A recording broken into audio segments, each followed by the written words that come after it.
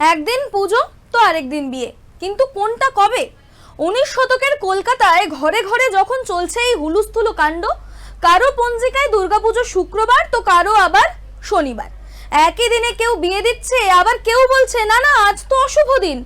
এমন বিভ্রান্তিতে তখন নাকাল বাংলা সমাজ, কারণ একটাই, এক নয় একাধিক পঞ্জিকা, তাও আবার ভিন্ন ভিন্ন হিসেব নিকেশে, কখনো বিশুদ্ধ সিদ্ধান্ত, আবার কখনো সৌর সিদ্ধান্ত। এই বিশৃঙ্খলের মাঝেই বেনি মাধবশীল হয়ে উঠলেন রামধনু হয়ে। কলকাতার বউবাজারের এক সাধারণ মুদ্রক ও প্রকাশক হওয়ার কারণে তিনি বুঝেছিলেন বাংলার মানুষকে এক ছাদের তলায় আনতে গেলে দরকার শুধুমাত্র একটা নির্ভুল সহজবোধ্য পঞ্জিকা। আর ঠিক সেই ভাবনা থেকেই জন্ম নিল এক ঐতিহাসিক সৃষ্টি, ফুল পঞ্জিকা। তবে এখানেই চমক, এই যে ফুল কথাটা, এটা কোন ফুল নিশ্চয়ই ভাবছেন আপনারাও। তবে শুনুন, একটা কথা আপনাদের জানাই, এটা কোনো ফুল অর্থাৎ ফ্লাওয়ার নয়, এটা হলো একটা ইংরেজি শব্দ FULL অর্থাৎ ফুল, যার অর্থ সম্পূর্ণ বা পূর্ণাঙ্গ।